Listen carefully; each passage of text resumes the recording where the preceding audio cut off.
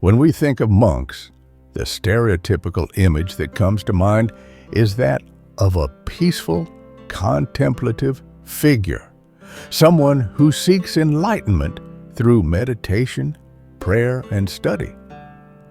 A man much more likely to pick up an instrument of care to tend to his Zen garden than to pick up an instrument of destruction. But what if I told you there were monks in Japan who didn't just pray for peace, they fought for it?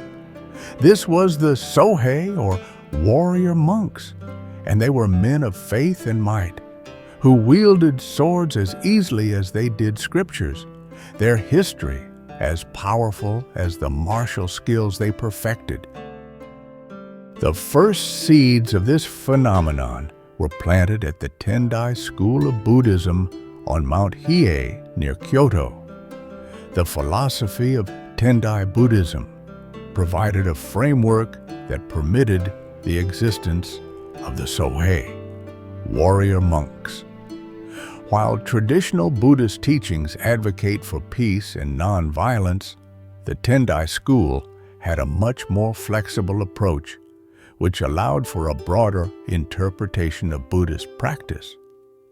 This flexibility enabled the Sohei to reconcile martial activities with their religious commitments, viewing their actions as a means to protect and preserve the peace and their Buddhist teachings and communities. As they became fierce protectors of their lands and influence, they trained not only in meditation, but also in combat, wielding swords, bows, and polearms with a skill that rivaled any samurai. In fact, the term Sohei literally translates to monk soldiers. Soon after, the martial prowess of the became as well known as their religious devotion. They were called to arms during the Genpei War of 1180 to 1185, where they played pivotal roles aligning with various factions. For instance, the monks of Mii-dera fought alongside the Minamoto clan against the Taira clan. In the Battle of Uji in 1180, Sohei monks attempted to defend a bridge over the Uji River from the Taira forces, showcasing their martial skills and commitment to their allies.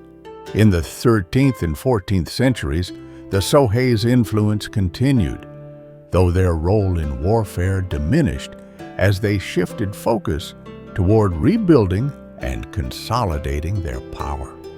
However, they remained active in political and religious affairs, occasionally engaging in conflicts with rival Buddhist sects. The rise of Zen Buddhism during this period also led to tensions between different Buddhist schools, with the Sohei sometimes involved in these disputes. The Sengoku period between 1467 and 1603 marked a significant resurgence of the Sohei's military activities.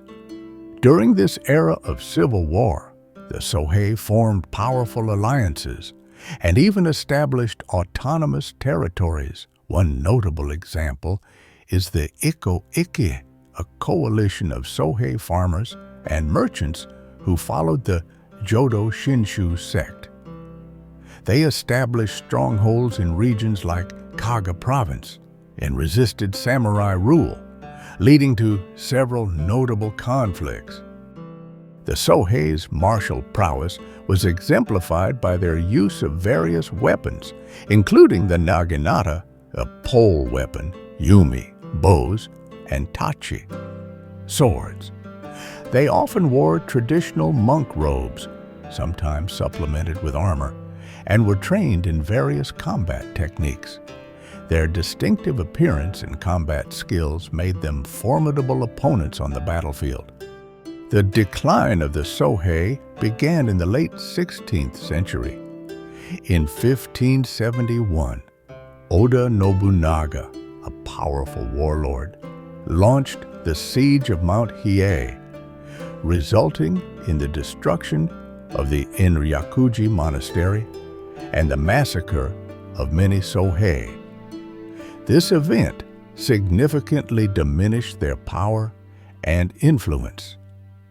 Subsequent unification efforts by leaders like Toyotomi Hideyoshi and Tokugawa Ieyasu further curtailed the Sohei's role in Japanese society. In summary, the Sohei were a unique phenomenon in Japanese history, embodying the fusion of religious devotion and martial prowess. Their involvement in political and military affairs left a lasting impact on Japan's medieval and feudal periods, highlighting the complex interplay between religion, politics, and warfare in Japanese history.